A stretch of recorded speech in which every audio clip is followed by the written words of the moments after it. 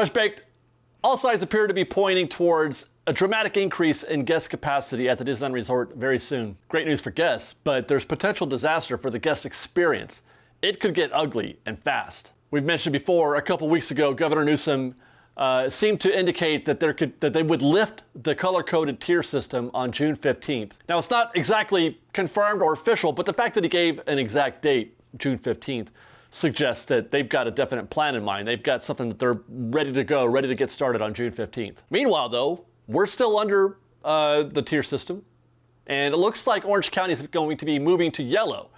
Now that comes with an increase in park capacity. It's supposed to go from 25 to 35%, or at least the theme parks have that right to do so, or the ability to do so. Some might observe that this is why Disneyland has been increasing or putting out new reservations, making more reservations available to the public. Others would suggest that the reason why we've seen those reservations come up is because Disney didn't release the full complement of the 25%. They held back 5 or 10% or something to that effect, limiting the reservations at first, letting the demand build up, the anticipation, and then releasing another 5 or 10% to relieve that demand. Now, either scenario is possible, or both for that matter. But one thing that we know for sure is that crowd levels today are not what they were when the park first opened. Good news for guests who are trying to get to Disneyland, but there's one problem. Good news for guests who are trying to get into Disneyland, but there's one problem.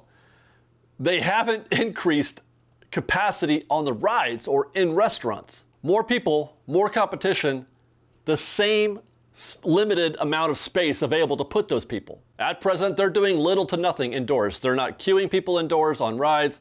They're not dining indoors in restaurants. In order to combat this, they've got to get creative. Disney's got to get creative on where to put these people. Indiana Jones, they're queuing people in the Jungle Cruise. Luckily, Jungle Cruise is closed right now, but where would you put Indiana Jones? Well, that problem is being relieved recently with the introduction of a virtual queue for Indiana Jones. Makes a lot of sense. They had to do it. They got to put those guests somewhere. Meanwhile, you've got lots of tables set up all over the place trying to get people to a place to sit down and eat in areas that were generally or normally considered to be guest walkways. And if the park capacity increases, that's more guests congesting those. They're okay now. There's only 25%. Those walkways aren't packed. But imagine walking through the rivers of America. You've been through the rivers of America during peak time. Imagine you're trying to get all those people in there, plus a row of tables along the river. Or in New Orleans Square, where we see the tables out in front of Cafe Orleans. And that's just what's happening today in the orange tier. What happens next week when we go to yellow tier and they decide they want to add in another 10% of guests, another 10,000 guests? Now, of course, it's possible that Disney chooses not to max out and go all the way to 35. They keep it at 25 or whatever number they're at right now. But they have obviously been adding more reservations. They're allowing more people into the park. So no matter what Disney does with regard to the yellow tier, like before, the bottom line is that tomorrow there's going to be more people in the parks than there were yesterday. And there's more. You've also got Disney going on record as saying that if the state does lift the tier system, that Disney would invite out-of-state guests, would start taking reservations from out-of-state guests. So obviously this means more competition, more demand for reservations after June 15th. Do you want to know what that looks like? Just check Universal. We're hearing a lot of reports that Universal is as full as ever. They're not at 100% capacity, but then they never did run at 100% capacity. They're running at levels that are consistent with what they ran at pre-COVID, 50% or something like that. But they're still running the rides with the limited capacity. The backlot tour, every third row or something like that. And the result, 2 to 3 hour waits for the backlot tour. Same for Jurassic World. They run every other row there too. And they're not filling those rows. You know what, let's just take a look at the times. This is for Thursday at 3 p.m. today.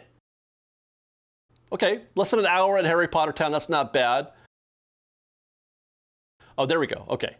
That's 200 minutes for Jurassic World. Not 2 hours, but 200 minutes. So 60 goes into 200 3 times for 180. That's 3 hours and 20 minutes. Revenge of the Mummy, 2 hours. Studio Tour is an hour and a half, but I bet you a Butterbeer it was longer than that. Secret Life of Pets is an hour. Simpsons Ride, hour plus. Transformers, an hour and a half. You don't see those kinds of wait times right now at Disneyland. You don't. Reason? Because they're not running at, they're running at a reduced capacity.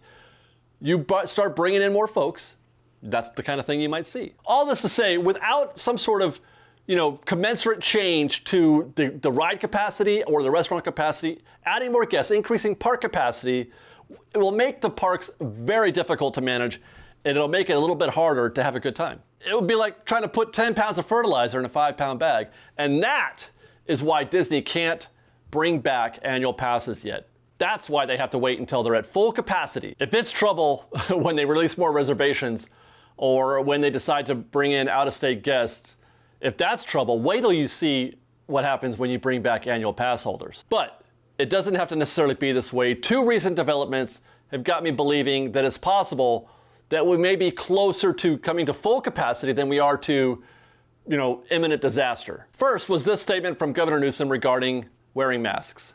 And are we looking at masks after June 15th? No, only in those settings that are indoor, only in those massively large settings where people from around the world, not just around the country, are convening and when people are mixing in real dense spaces. Otherwise, we'll make guidance recommendations, but no mandates and no mandates. There you have it. The question asks, will the mask mandate be lifted after June 15th? And by answering that question, he does also seem to confirm that the June 15th thing is going to happen. This is going to be part of the June 15th changes in guidance. The tier system will be removed on June 15th with the goal of getting the state 100% open in short order. And it does seem like this guidance, this new mask mandate, would be in accordance, in agreement with today's guidance from the CDC that says those who are fully vaccinated do not have to wear masks, either indoors or out. Well, maybe except for in those super dense areas, as he mentioned, they might still require masks, but pretty much everywhere else, none required. And I do think that would include places like Disneyland. In other words, it sounds like the state and the CDC have decided that the virus is defeated as long as we maintain our current progress towards getting, a certain percentage of people vaccinated. I believe the state is trying to get to 50% here in California in order to achieve a goal of getting the state 100% back online.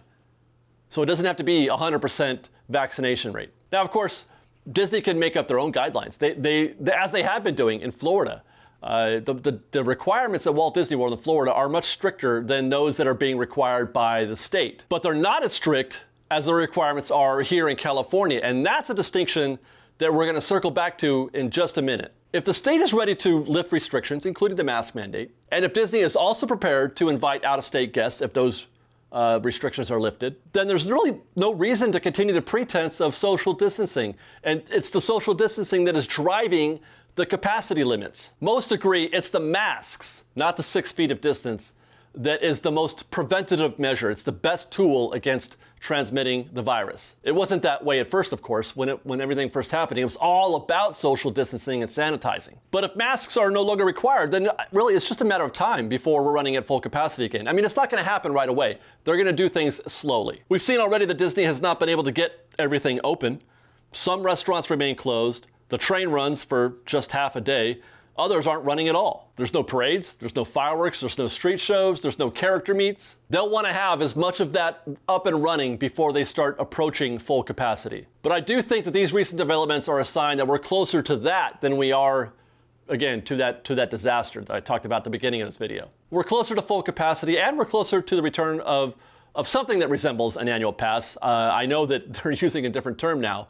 But Ken Potrock said we'd have something before the end of the year. I think it's going to be sooner than that. I think it could be even as soon as maybe the end of summer. I believe all this will be behind us by fall. But that's just my opinion. I don't know anything.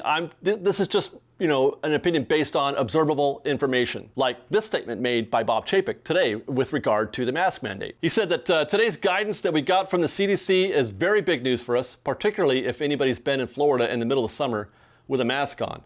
That can be quite daunting.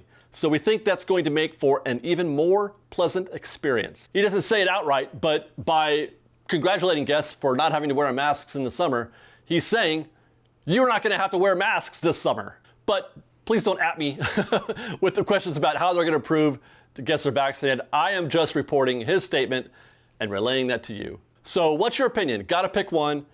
Leave your response in the comment section below. Do you predict disaster or flawless victory? While you ponder this question, subscribe to our channel. Hit the notification bell if you haven't done that already. And then you can also follow us on Instagram at _FreshBaked and on Twitter at FreshBakedDisney. That's fresh with no E. And if you like our show and you want to show your support, please do consider joining our Patreon campaign at patreon.com/FreshBaked. Otherwise, thanks again for watching, everybody. We know you got a lot of choices with your Disney content. We're so grateful that you chose us. And we'll see you next time. Be safe out there. Be kind to one another. And Fresh Baked.